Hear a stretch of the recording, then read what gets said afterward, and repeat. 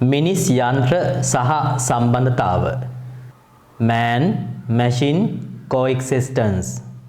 අපි මේ යටතේ කතා කරන්නේ කොහොමද යන්ත්‍රයක් සමග මිනිසා සම්බන්ධ වෙන්නේ කියන එක. කොහොමත් මෙතෙක් අපි ඉගෙන ගත්ත කෘත්‍රිම බුද්ධි සංකල්ප සමග අලුත් නිර්මාණකරණයක් මෙන්න මේ මාතෘකාව යටතේ පැහැදිලි කිරීමක් කරනවා. අපි මුලින් ගත්තොත් මෙහෙමයි මිනිසා මේ ඉන්නේ මිනිසා තම කාර්යය පහසු කර ගැනීම සඳහා යන්ත්‍ර භාවිතා කරා. මිනිසාගේ ඇතම් ක්‍රියාවන් පහසුවෙන් කරන්න යන්ත්‍ර භාවිතා කරා. කාර්ය පහසු කිරීම සඳහා යන්ත්‍ර භාවිතා කිරීමක් කරා. උදාහරණයක් මෙහෙම හිතන්නකෝ. පුද්ගලයෙකු එයාගේ ආදායම් හෝ වියදම් හෝ එයාගේ ව්‍යාපාරයක ගිණුම් සකස් කර ගැනීමේදී එයා ගණක යන්ත්‍ර කැල්කියුලේටර් භාවිතා කිරීමක් කළා. එතකොට මෙන්න මේ කාර්යය පහසු කරන්න තමයි මේ කැල්කියුලේටර් භාවිතා කරේ. හැබැයි මෙතෙන්දී මිනිසා වගේම හිතන්න පුළුවන් හැකියාවක් කැල්කියුලේටර් එකට තියෙනවද? නැහැ. මිනිසා වගේම සමාන්තරව වැඩ කරන්න පුළුවන්ද? බුද්ධිමත්ව කැල්කියුලේටර් එකට බෑ. ඒක ඉලෙක්ට්‍රොනික උපාංගයක්. නමුත් කැල්කියුලේටර් එකට පුළුවන් මිනිසාගේ මේ ක්‍රියාවලිය සඳහා සහාය ලබා දෙන්න. තේරුණාද? නමුත් එතන කෘත්‍රිම බුද්ධි තාක්ෂණය මේ කැල්කියුලේටර් එකේ නැහැ. මේක වෙන සංකල්පයක්. මෙතෙන්දී අපි පැහැදිලි කරන්නේ මිනිසාගේ කාර්යයන් පහසුවෙන් ඉටු කර ගැනීම සඳහා ඉලෙක්ට්‍රොනික යන්ත්‍ර භාවිතා කිරීම. නමුත් මිනිසා සහ සම්බන්ධතාවය යටතේ අපි පැහැදිලි කරන්නේ ඊට ඔබට ගිහපු නව සංකල්පයක්. මෙම නව සංකල්පය එනම් මිනිසා යන්ත්‍ර සමග එකට සම්බන්ධ වෙලා ක්‍රියාත්මක වීම. අනුව බලන්න මෙතෙන්දී දැන් මිනිසා එයාගේ කාර්යයක් තියෙනවා. එයාගේ යම්කිසි කාර්යයක් කරන්න තියෙනවා. මිනිසා යන්ත්‍රයක් සමග සම්බන්ධ වෙනවා. යන්ත්‍ර සමග සම්බන්ධ වෙලා මේ දෙක එකතු වෙලා තමයි මෙන්න මේ ක්‍රියාව සිදු කරන්නේ. මේ දෙක එකතු වෙමින් මෙන්න මේ කාර්යය සිදු කරනවා. තේරුණාද? මේ දෙක එකතු වෙලා මිනිසත් යන්ත්‍රයත් දෙකම එකතු වෙලා තමයි මේ මිනිසා බලාපොරොත්තු වෙන ක්‍රියාව සිදු කරන්නේ. හරි. එතෙන්දී මේ යන්ත්‍රය මිනිසා වගේ හිතන්න පුළුවන්. මිනිසා මේ යන්ත්‍රය මිනිසා වගේම බුද්ධිමත්. ඒතර මිනිසා සමග සමාන්තරව ක්‍රියාත්මක කරන්න පුළුවන්. මිනිසා හිතන විදිහට මේ යන්ත්‍රයත් හිතලා මේ දෙන්න එකතු වෙලා තමයි මෙන්න මේ ක්‍රියාව සිදු කරන්නේ. අන්න එහිවෙනි සංකල්පයක් තමයි අපි මිනිස් යන්ත්‍ර සහ සම්බන්ධතාවය කියලා කියන්නේ. සාමාන්‍ය ගණක යන්ත්‍රයට වඩා ඔබට ගිහපු සංකල්පයක් මෙතෙන්දී අපි සාකච්ඡා කරන්නේ. ඒතකොට දැන්ට වර්තමානයේ ගොඩක් දුරට බලන්න මිනිසා දැන් මේ කාලය වන විට මිනිස්සු ඔවුන්ගේ ඇතැම් අවශ්‍යතා සඳහා ඔය කෘත්‍රිම බුද්ධිය සංකල්ප සම්බන්ධ වන යන්ත්‍ර භාවිතා කරනවා. හරිද? උදාහරණයක් විදිහට අපි මෙහෙම ගත්තොත් යම්කිසි පුද්ගලයාගේ හෘදය අක්‍රිය වෙනවා නම් හෘද වස්තුව අක්‍රිය වීමක් හෝ ඒකේ දුර්වලතාවයක් හෝ රෝග තත්වයක් තියෙනවා නම් අපි ගොඩක් දුරට සමාජයේ අපි දන්නවා ප්‍රෙෂර් එක හැදලා මැරුණා කියලා කියනවා. රුධිරය ගමන් ගන්නා නාල අවහිර වීම නිසා රුධිර අඩපණ වීම නිසා ගමන් කිරීම යම්කිසි පුද්ගලයන් ලංකාවේ මැරෙනවා. දැන් ඒකට තාක්ෂණය තුල අපිට තාම විකල්පයක් මෙහි නෑ වගේ. හැබැයි දැනටමත් නිර්මාණය කරලා තියෙනවා හෘදේ වස්තු. ඉලෙක්ට්‍රොනික හෘදේ වස්තු. අපි කියන කෘත්‍රිම හෘදේ වස්තු. ආටිෆිෂල් හાર્ට් නිර්මාණය කරලා තියෙනවා. ඒකට බාහිර විදුලි සැපයීමක් ඕන. හැබැයි හෘද වස්තුව ක්‍රියාත්මක වන්නේ මිනිසාගේ ක්‍රියාකාරීත්වයේ තේරුම් අරගෙන. යම්කිසි පුද්ගලයෙකුට හෘද වස්තුවක් ආටිෆිෂල් හાર્ට් එකක් සවි කරලා තියෙනවා නම් අභ්‍යන්තරය තුල ඒක වෛද්‍ය ක්‍රියාවලියක් තියෙනවා පුතා එතන. එතකොට ඒ පුද්ගලයා අපි දන්නකෝ සාමාන්‍යයෙන් ඉන්න වෙලාවට හෘද වස්තුව ක්‍රියාත්මක වන වේගය වෙනස්. හැබැයි අපි දුවන වෙලාවට ක්‍රියාත්මක වන වේගය වෙනස්. අපි බයක් වෙලා අපි එතකොට හෘද වස්තුව තවත් ක්‍රියාත්මක වන වේගය වෙනස් වෙනවා. එතකොට පුද්ගලයා ක්‍රියාත්මක වන තත්වය මත හෘද වස්තුවේ ක්‍රියාකාරීත්වය වෙනස් වෙනවා. ඒ වගේ කෘත්‍රිම හදවතක් පුද්ගලයෙක්ගේ ස්ථානගත කරලා තියෙනවා නම් ඒ පුද්ගලයා වැඩ කරන ස්වභාවය ස්වයංක්‍රීයව හඳුනා ගන්නවා යන්ත්‍රය. එතකොට මේ පුද්ගලයාත් එක්ක සමාන්තරව යන්ත්‍රය ක්‍රියාත්මක වෙනවා. පුද්ගලයා ඉන්න තත්ත්වය පුද්ගලයාගේ ස්වභාවය යන්ත්‍රයත් හඳුනාගෙන පුද්ගලයාට ඕන කරන කාර්යය ඉටු කරන්න යන්ත්‍රයේ සහාය දක්වනවා. තේරුණාද? ඒතර මෙයා නිකන් යන්ත්‍රයක් නෙවෙයි. මෙයාට තියෙනවා කෘත්‍රිම බුද්ධි තාක්ෂණය. එයාගේ ගාව තියෙනවා සමහර විට නියුරල් නෙට්වර්ක්ස් නියුරෝන ජාල තාක්ෂණය එහෙම නැත්නම් ජෙනටික් ඇල්ගොරිතම් ජාන තාක්ෂණ ඇල්ගොරිතම් එහෙම නැත්නම් මැෂින් ලර්නින් හෝ වෙනත් කෘත්‍රිම බුද්ධි තාක්ෂණ වලින් අන්තර්ගත යන්ත්‍රයක් තමයි මෙතන තියෙන්නේ. ඒතර මිනිසාගේ ඇතම් ක්‍රියාවලි සංවේදනය තුලින් මෙයා හඳුනා ගන්නවා. එයාට හඳුනා ගන්න පුළුවන්. සංවේදී තත්ත්වයක් තියෙන්නේ. ඒ අනුව මෙයාගේ ක්‍රියාවලි ස්වයංක්‍රීයව හඳුනාගෙන මෙයාගේ ක්‍රියාවලියට අවශ්‍ය කරන සහාය මෙයා නිරන්තරයෙන්ම ලබා දෙනවා. හිතන්නකෝ දැන් අර මම කියපු උදාහරණය තුල පුද්ගලයෙක්ගේ ජීවත් වීම සඳහා හෘදය වස්තුවේ ක්‍රියාකාරීත්වය අවශ්‍යයි. එතකොට මේ පුද්ගලයා වැඩ කරන විදිය, ක්‍රියාත්මක වන ආකාරය, ඔහුට අවශ්‍ය කරන රුධිර තත්ත්ව සංවේදනය තුලින් මෙයා ලබාගෙන ඒ තත්ත්වය මේ කෘත්‍රිම හදවත මගින් ලබා දෙනවා. අන්න එතෙන්දී අලුත් තාක්ෂණයක්. ඒකයි අපි කියන්නේ මිනිස් සහ යන්ත්‍ර එකතු වෙලා වැඩ කරන යුගයක් ඉදිරියට එනවා. මේ අනුව මිනිසා සාමාන්‍ය තත්ත්වෙන් වෙනස් වෙනවා. මිනිසා සමග තාක්ෂණය එකට බද්ධ වෙනවා. ඒ අනුව මිනිසාගේ හැසිරීම, මිනිසාගේ ක්‍රියාකාරීත්වය, මිනිසාගේ සංවේදනය යන්ත්‍රයක් මගින් තේරුම් අරගෙන මිනිසාගේ ක්‍රියාත්මක වීමට, මිනිසාගේ ක්‍රියාවලියට අවශ්‍ය කරන සහාය ලබා දීමක් වෙනවා. තොර මිනිසා සහ ඒ කෘත්‍රිම බුද්ධි ආරෝපණයක් තිබෙන යන්ත්‍රයක් එකට එකතු වෙලා යම් ක්‍රියාවක් සිදු කරනවා. එතකොට පුතාර මිනිසාගේ සාමාන්‍ය ක්‍රියාකාරීත්වයේ බොහෝ සෙයින්ම වෙනස් වීමක් මිනිස් යන්ත්‍ර සහ සම්බන්ධතාවය තුළ අපි අලුතෙන් අධ්‍යයනය කරනවා. මේක අනාගතයට ලොකු අභියෝගයක් තියෙන තාක්ෂණයක්. මම හිතනවා ඔබ ඉගෙන ගත යුත්තේ මේ තාක්ෂණය තුළ විශේෂ කොටස් කොහොමද අපි විසින් පර්යේෂණාත්මකව කරන්න කියන එක. අපි මේ විෂය සරලව අධ්‍යයනය කිරීමක් නෙවෙයි පුතා මම බලාපොරොත්තු වෙන්නේ. අපේ A level සීමාව තුළ මේක හැඳින්වීමක් විතරයි. හැබැයි මම ආරාධනා කරනවා A level වලින් ඔබට මේ විෂය ප්‍රායෝගිකව ඉගෙන ගන්න. අලුතෙන් ඔබ නිර්මාණය කරන යන්ත්‍රය ඒ මිනිසාගේ ක්‍රියාවලියත් එක්ක එකට සම්බන්ධ කරනවා. ඒ දෙක අතරට කෘත්‍රිම බුද්ධි තාක්ෂණය ඔබලා. ඒතර ස්වයංක්‍රීය කළ පද්ධති වලට අපිට එන්න පුළුවන්. එයයි අනාගතයේදී විය යුත්තේ. මිනිස් යන්ත්‍ර සහ සම්බන්ධතාවයේ එක උදාහරණයක් මේ අනුව අපි බලමු. මෙතන අපි මේ ඇඳලා තියෙන ඔයාලගේ නිරූපණය සඳහා අපි ඇඳලා තියෙන ලස්සන රූපයක් ඇඳලා තියෙනවා රයිට්. බලන්න දැන් මෙයාට මෙයාගේ S2 පේනවා. S2 තුලින් අපි ඔයාලා ඉදිරිය දකිනවා වගේ මෙයාටත් ඒක ඉදිරිය දකින්න පුළුවන්. හරි. හැබැයි අපි හිතමු මෙයාගේ එක ඇසක් අක්‍රිය වෙනවා. මොන හරි දෝෂයක් නිසා, මොන හරි රෝගයක් නිසා එයාගේ එක ඇසක් අක්‍රිය වෙනවා. දැන් මේ ඇස වැඩ කරන්නේ නැහැ. ඒ ඇසේ පෙනුම නැහැ. දැන් මේ ඇස පෙනුම නැතුනම එක ඇසයි නේ තියෙන්නේ. දැන් හිතන්නකෝ ලංකාවේ තියෙන තාක්ෂණය මොකද්ද? එක ඇසයි පේන්නේ ලංකාවේ තියෙන තාක්ෂණය.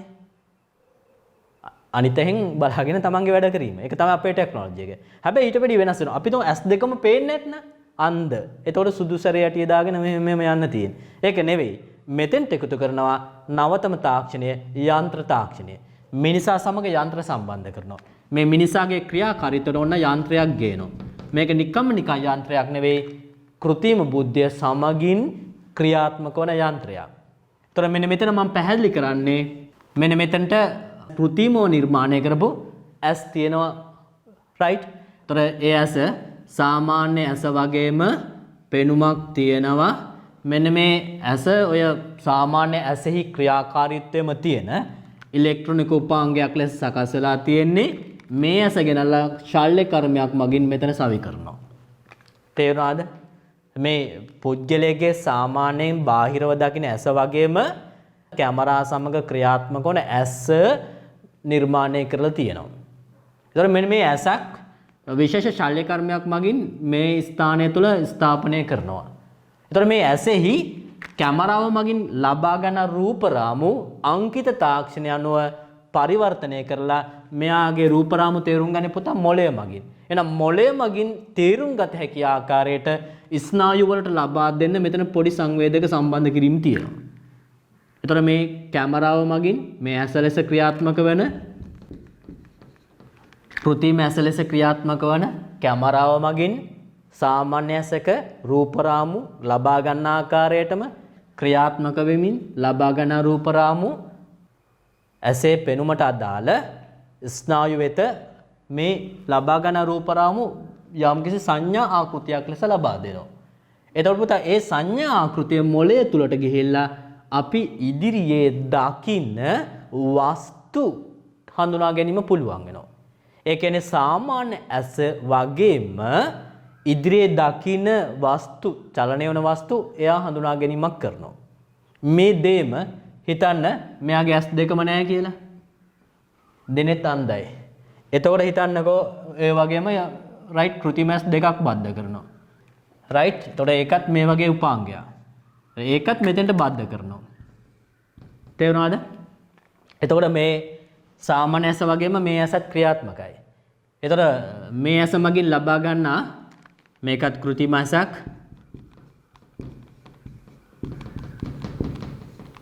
මේ ඇස මගින්ම එතකොට ඇස් දෙකෙන්ම ලබා ගන්නා රූප රාමු මේ කැමරාව මගින් අරගෙන මේ ඇසට සම්බන්ධ මේ ඇස තුලම ක්‍රියාත්මක වෙන CPU එක. ඒ කියන්නේ ඒ දත්ත සකස් කරන විශේෂ වූ ප්‍රොසෙසරයක් තියෙනවා. මේ ඇස ඒකකය තුල ඒ ඇස මගින් ලබා ගන්න රූප රාමු සකස් කරන වෙනම CPU එකක් තියෙනවා. ඒතර මේ සංඥා ඒ CPU එක වෙත යවනවා. මේ CPU එක වෙත යොමු කරලා පුතා යම්කිසි සැකසීමක් වේගවත්ව කරලා මිනිසාට පෙනුම ලබා දෙන ස්නායු වෙත මේ උපාංගය මගින් අදාළ සංඥා එයාට තේරුම් ගන්න පුළුවන් විදියට මේ මොළයට තේරුම් ගන්න පුළුවන් විදියට පරිවර්තනය කරලා ලබා දෙනවා. එතකොට මේ කැමරා කියන්නේ යන්ත්‍ර. මේ කැමරා කියලා කියන්නේ එතකොට මේ උපාංගයේ යන්ත්‍රය. එතකොට මේක යන්ත්‍රය. එතකොට මේකත් යන්ත්‍රය. තේරුණාද? මේ යන්ත්‍ර මිනිසාගේ ක්‍රියාවලියත් එක්ක ඕන සම්බන්ධ වෙනවා. එතකොට මිනිසාට මේක සංකීර්ණ වැඩක්. ඇස් දෙකම පේන්නේ නැති කෙනෙකුට මේක ලොකු සංකීර්ණතාවයක් වෙනවා මේ වගේ දෙයක් කරන එක. එතකොට මේ යන්ත්‍ර දෙක කැමරා දෙක මගින් ලබා ගන්න රූප රාමු මේ මොළයට තේරුම් ගන්න පුළුවන් විදිහට සංඥා බවට පත් කිරීම මේ ප්‍රොසෙසරය සමග සමන්විත කෘතිම ඇස මගින් සිදු කරමින් ඒ සංඥා අදාළ නියුරෝන වෙත ලබා දෙමින් ඒ සංඥා මොළය වෙත ගිහිල්ලා ඊට පස්සේ ඒ රූප රාමු කවරේද කියලා හඳුනා ගැනීමක් සිදු වෙනවා. ඒතර මෙන්න මෙතන සිදු වෙලා තියෙන්නේ යන්ත්‍ර මිනිසා සමග සම්බන්ධ වීම. අපි කියනවා මිනිසා සහ යන්ත්‍ර සහ සම්බන්ධතාවය. මේක ප්‍රබල සංකල්පයක්. හිතා ගන්නකො මෙහෙම තාක්ෂණයක් නැති වුණා නම් ඉදිරියේදී ඇස් නොපෙනෙන අය කිසියම් ආබාධිත තත්ත්වයක් නිසා හෝ රෝග තත්ත්වයක් නිසා හෝ හදිසි අනතුරු නිසා හෝ උප්පැත්තේ නිසා හෝ ඇස් පෙනෙන්නේ නැති කෙනෙකුට කවදාවත් ලෝකෙ දකින්න බෑ. නමුත් මෙවැනි තාක්ෂණ නිර්මාණය වීමත් සමගම බොහෝ අභියෝග ජය ගන්න පුළුවන් තත්ත්වයක් වර්තමානයේ අනාගතේ බිහි වෙමින් තිබෙනවා. මිනිස් සහ යන්ත්‍ර සහ සම්බන්ධතාවයේදී අපි තවත් උදාහරණයක් ගනිමු. මෙතෙන්දී මම ඉදිරිපත් කරලා තියෙන සාමාන්‍ය සැකිල්ලක් පුද්ගලයෙක්ගේ. දැන් හිතා ගන්නකො මේ පුද්ගලයාට පාද දෙකක් තියෙනවා. එයාට රිසිසේ ගමන් කරන්න පුළුවන්. හරිද? කිසි ගැටලුවක් නැහැනේ. එයාගේ ඇස් පේනවා. එහෙම ප්‍රශ්නයක් නැහැ. හරියට ඔයාලා වගේ. හැබැයි මෙයාට යම්කිසි හේතුවක් නිසා එක කකුලක් මෙතනින් අහිමි වෙනවා. යම්කිසි නේ ඇක්සිඩන්ට් එකක් නිසා එක කකුලක් අහිමි වෙනවා. මොකද කොහොමද එතකොට මෙයාගේ ගමන් කිරීම? එක කකුලක් අහිමි වුණාම ලංකාවේ තියෙන ටෙක්නොලොජි එක නම් කිහිලිකරුවක් ගහනවා. මෙහෙම කිහිලිකරුවක් ගහලා රයිට් මෙහෙම කිහිලිකරුවක් ගහ යන්න පුළුවන්. එතකොට එයාට අපේ ටෙක්නොලොජි එක තමයි කිහිලිකරුව. එතකොට සාමාන්‍ය විදියටම එයාට ගමන් කරන්න පුළුවන්ද? සාමාන්‍ය විදියටම එයාට එයාගේ ක්‍රියාවලිය කරන්න පුළුවන්ද කිහිලිකරුව මගින්? බෑ. යම්කිසි අපහසුතාවයක් තියෙනවා. එහෙම නැත්නම් එයාට ගන්න පුළුවන් ඊළඟ ටෙක්නොලොජි එක තමයි භාවිතා කරන්න පුළුවන් ඊළඟ ටෙක්නොලොජි එක රෝද පුටුව. එක්කෝ කිහිලිකරුව භාවිතා කරන්න පුළුවන්. එහෙම නැත්නම් රෝද පුටුව භාවිතා කරන්න පුළුවන්. ඒව පුතා මිනිසාගේ ක්‍රියාකාරීත්වයට මිනිසාගේ කාර්යයට සහාය දක්වනවා.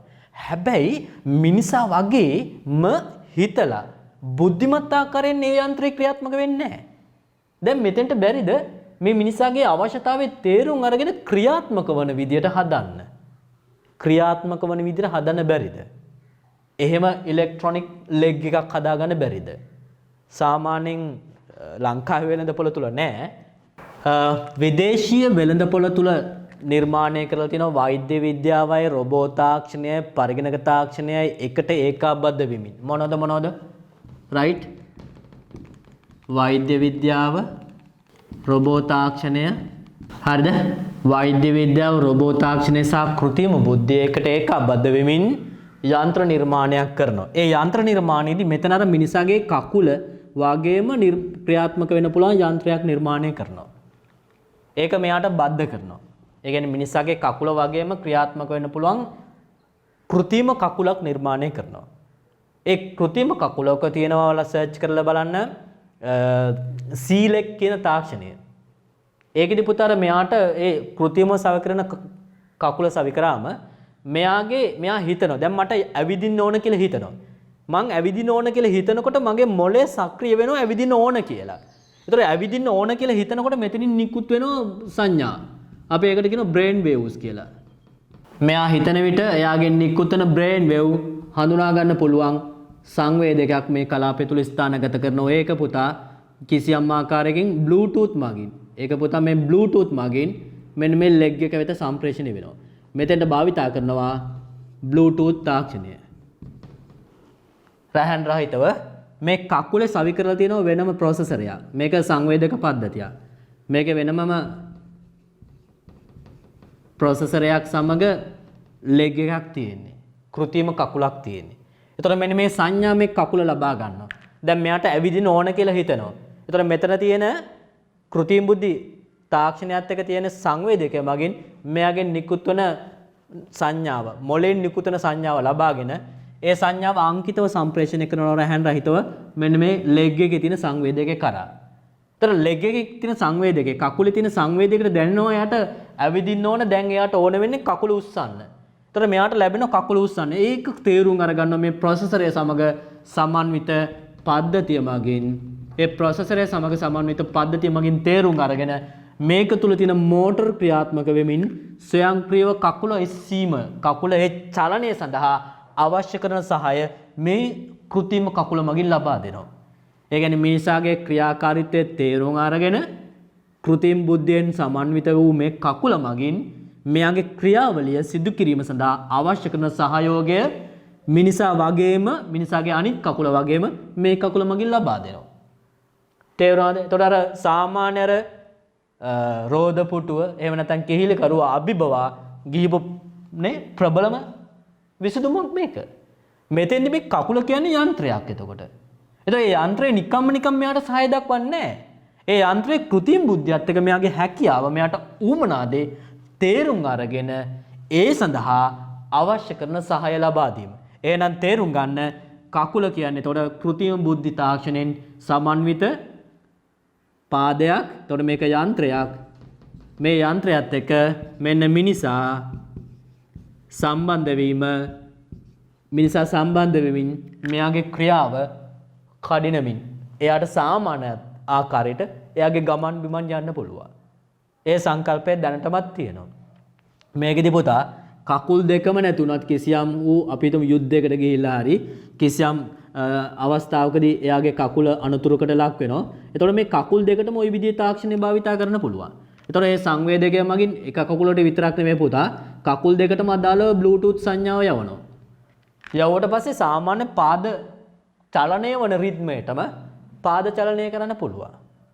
එතකොට යන්ත්‍ර මිනිසා සමග සම්බන්ධ වෙමින් ක්‍රියාත්මක වෙනවා. මේ දේම පාදවලට විතරක් නෙවෙයි සමහරට එක අතක් අහිමි වෙච්ච කෙනෙකුට ඒ අත වෙනුවට කෘත්‍රිමව භාවිතා කරන්න පුළුවන් අත සවි කරන්න පුළුවන්. එතකොට මට ඕන වුණොත් මේ කෝප්පේ ගන්න ඕන කියලා මම හිතන සිතුවිලි මගේ නිකුත් වෙන බ්‍රේන් වේව් මගින් නිකුත් වෙනවා. එය අතට සම්බන්ධ කරන සංවේදකයේ වෙත යොමු කරමින් අත සාමාන්‍ය අතක් මෙන් ක්‍රියාත්මක කරන්න උත්සාහ කරනවා. මේක දෙවෙනි සංකල්පය. පෙර වගේමයි මෙතන මේ පුද්ගලයෙක් ඉන්නවා. හැබැයි මෙයාගේ අත් දෙක අක්‍රියයි. අත් දෙකම නැහැ. එක උත්පත්තියෙන් නැහැ නැත්නම් යම්කිසි අනතුරක් නිසා එයාගේ අත් දෙකම නැහැ. නමුත් මෙතෙන්ට භාවිතා කරන්න පුළුවන් කෘත්‍රිමව සකස් කරන දාතා. රයිට් කෘත්‍රිම අතක් සවි කරන්න පුළුවන්. එතකොට ඒවා රයිට් බටහිර වෛද්‍ය විද්‍යාව සමග වෛද්‍ය විද්‍යා සංකල්පයයි රොබෝ තාක්ෂණයයි එතකොට අත රොබෝ අතක් නිර්මාණය වෙන්නේ කෘත්‍රිම බුද්ධිය එකතු වෙනවා. එතකොට මේ අත නිර්මාණය වෙන්නේ රොබෝ හෑන්ඩ් එකක් විදිහට. robotics hand. right හැබැයි යන්ත්‍රයක් මේක යන්ත්‍රයක් එතකොට මේ යන්ත්‍රය මිනිසා සමග සම්බන්ධ කරනවා මෙයාට ඕන වෙනවා අත චලනය කරන්න මෙයාට ඕන වෙනකොට පුතා මෙයාගෙන් නිකුත් වෙන brain waves මෙයාගෙන් නිකුත් වෙන යම්කිසි සංඥා ආකෘතිය හරි අපි ඒක ගන්නවා brain waves කියලා brain wave right එතකොට මේ සංඥා මෙයාගේ යම්කිසි කලාපයක සවිකරන සංවේදක දෙකක් ඒ සංවේදක දෙක මගින් ලබාගෙන ඒ සංවේදක මගින් ලබාගත සංඥාව මෙන්න මේ අත වෙත යොමු කරනවා බ්ලූටූත් මගින් right බ්ලූටූත් මගින් යොමු කරන්න පුළුවන් රැහන් රහිත දත්ත සම්ප්‍රේෂණය ඒ අනුව මේ අතට සම්බන්ධ ප්‍රොසෙසරය මගින් ඒ සංඥා ග්‍රහණය කරගෙන මෙන්න මේ අත් දෙක අවශ්‍ය පරිදි චලනය කිරීම ස්වයංක්‍රීයව කරනවා හැබැයි මේ අත් දෙකට අවශ්‍ය කරන විදුලි බලයක් සැපයනවා එතකොට මේ අත් දෙක કૃතිම අත් දෙක මේක કૃතිම අත් හැබැයි මේ අත් සමග right કૃතිම බුද්ධිය අන්තර්ගතයි ඒක එතකොට මේක නිර්මාණය වෙන්නේ යන්ත්‍රයක් විදියට එතකොට මේ යන්ත්‍රය සමග මිනිසා සම්බන්ධ වෙනවා දැන් තේරුම් ගන්න යන්ත්‍ර සහ මිනිසා එකට සම්බන්ධ වීම. ඒ දෙක එකට සම්බන්ධ වෙමින් සමාන්තරව ක්‍රියාත්මක වීමක් තියෙන්නේ. එතකොට මේ අනුව යම්කිසි අවශ්‍යතාවයකදී යම්කිසි පුද්ගලෙක් අත් වලින් කරන්න පුළුවන් දේවල් කරගන්න බැරිව අත් අහිමි වීම නිසා සදහටම දුක් විඳිනවා. ඒ தත්ත්වය දැන් ඒ පුද්ගලයට නැති වෙනවා. ඒ පුද්ගලයට අත් නැතිවීමේ පාඩුවක් දැනෙන්නේ නැහැ. ඒ විදියට કૃත්‍රිම බුද්ධිය සමග නිර්මාණය කරපු රොබෝ අතක් අපි කියන යන්ත්‍රයක් සමග මිනිසා සම්බන්ධ වෙමින් සමාන්තරව ක්‍රියාත්මක වෙනවා. තේරුණාද? ඒක අනාගතයේ තුල ඉදිරි අනාගතයේ තුල මිනිසාගේ බොහෝ ඔය රෝග තත්ත්ව හෝ ඉන්ද්‍රියන් අහිමි වීමේදී එහි ක්‍රියාකාරීත්වය ලබා දිය හැකි පද්ධති නිර්මාණය වෙන්න පුළුවන්. ඒතර ඒක මෙතන විශේෂතාවය. මීට අමතරව වෙනත් ආකෘති උවද මිනිස් සහ යන්ත්‍ර සහ සම්බන්ධතාවය යටතේ අපට පැහැදිලි කරන්න පුළුවන්. මේ අනුව මිනිස් යන්ත්‍ර සහ සම්බන්ධතාවයේදී මිනිසා සමග යන්ත්‍ර සම්බන්ධ වීම human machine relationship යටතේ බොහෝමයක් ගැඹුරු අධ්‍යයනයන් ඉදිරියේදී වලට කරන්න පුළුවන්. හරි? එතකොට මිනිසා එක විවිධ වූ යන්ත්‍ර සම්බන්ධ වීම සමාන්තර. හැබැයි යන්ත්‍ර බුද්ධිමත්. එතකොට මේ යන්ත්‍ර බුද්ධිමත් යන්ත්‍ර. right? බුද්ධිමත් යන්ත්‍ර භාවිතය. ඒ වගේම වර්තමානයේ පුතා තියෙනවා මිනිසා සමග රොබෝ පද්ධතිය එකිනෙක සම්බන්ධ වීම. දැන් කාර්යාලීය කටයුතු සඳහා හෝ Tamanගේ අදාළ ව්‍යාපාරික කටයුතු සඳහා ඇතම් ක්‍රියාවලි මේක මුල් ක්‍රියාවලි මිනිසා කරනවා ඇතම් ක්‍රියාවලි රොබෝ යන්ත්‍ර විසින් කරනවා. තේරුණාද? එතකොට මේ රොබෝ යන්ත්‍ර ක්‍රියාත්මක වෙනවා. දැන් මේ දෙන්න එකතු වෙලා පුතා කාර්යාලීය කටයුතු සිදු කරනවා. එතකොට රොබෝ පද්ධතිය දැන් මේ මිනිසා රොබෝ පද්ධතියට යම් විධාන දෙනවා. රොබෝ පද්ධතියේ කාර්යාලීය කටයුතු ස්වයංක්‍රීයව සිදු කරනවා. ඒ වගේම රොබෝ පද්ධතිය විසින් යම් ප්‍රතිචාර මෙයාට ලබා දෙනවා. දැන් වර්තමානයේ සහ ඉදිරියේදී ආයතනවල රොබෝ තාක්ෂණය තියෙන්න පුළුවන්. ආයතනයේ ඇතම් ක්‍රියා කරන්න රොබෝ යන්ත්‍ර භාවිතා කරන්න පුළුවන්. ඒතකොට මේ මිනිසා රොබෝ යන්ත්‍රය වෙත විධානයක් දෙන්න පුළුවන්. ඒතකොට රොබෝ යන්ත්‍රය එයා බුද්ධිමත් ආකාරයෙන් ඒ ක්‍රියාවලිය සිදු කරනවා. ඒතකොට මෙයා කොහොමද කෘත්‍රිම බුද්ධිය සතුයි. මෙයා රොබෝ යන්ත්‍රයේ කෘත්‍රිම බුද්ධිය සතුයි. ඒතකොට මිනිසා කියන දේ මෙයාට තේරුම් ගන්න පුළුවන්. ඒ අනුව මෙයාට ක්‍රියාත්මක වෙන්න පුළුවන්. ක්‍රියාත්මක වෙලා අදාළ ප්‍රතිචාරය මේ පුද්ගලයාට ලබා දෙන්න පුළුවන්. ඒතකොට එවැනි යුගයක් තමයි අනාගතයට බිහි වෙන්නේ. අනාගතයට බිහි වෙන්නේ මිනිසා සමග යන්ත්‍ර එකට සම්බන්ධ වන යුගයක්. එහෙනම් ඔබට අභියෝගයක් තියෙනවා අපි සාම්ප්‍රදායිකවම ඉමුද? ICT අමාරුයි, Python අමාරුයි එහෙම කියලා නේ? ඒවයින් අයින් වෙලා සාම්ප්‍රදායිකව ඉඳිමුද? නැත්නම් මෙන්න මේ තාක්ෂණයත් එක්ක ඉදිරියට යන්න අවශ්‍ය කරන දැනුමින් ඔබ සන්නද්ධ වෙමුද? තව අවුරුදු 5ක් 6ක් වගේ යනකොට ඔබ යම් දවසකදී රැකියාවට ගියාම ඔබගේ ආයතනවල රොබෝ යන්ත්‍ර ඉන්න පුළුවන්. රොබෝ යන්ත්‍ර යම් කාර්යයන් කරන්න පුළුවන්. ඒතකොට ඔබත් රැකියාව කරන්න පුළුවන්. සමහර විට මේ දෙගොල්ල එකට සම්බන්ධ වෙමින් සාකච්ඡා පවත්වමින් ක්‍රියාවලිය සිදු කරන්න පුළුවන්. එහෙම යුගයක් බිහි වෙන්න පුළුවන්. ඒතකොට අපි ඉගෙන ගන්න ඕන අනාගතයේ රොබෝට් තාක්ෂණය එනවා නම් කෘත්‍රිම බුද්ධි තාක්ෂණය, රොබෝට් තාක්ෂණය අපි සන්නද්ධ වෙන්න ඕන ඒ දැනුමින්. සහ අපට පුළුවන් වෙන්න ඕන මෙවැනි තාක්ෂණ නිර්මාණකරණයන් කරන්න. තමන්ගේ නිර්මාණයන් විදියට. එතකොට යම් දවසකදී ඔබට ප්‍රබලව ලෝකෙට අභියෝගයක් කරන්න පුළුවන්. වෙන රටවල් විතරක් නෙවෙයි ශ්‍රී ලංකාව විදිහට ඉදිරියට නැගිටින්න පුළුවන් අපි මේ තාක්ෂණය ජයගත්තොත්.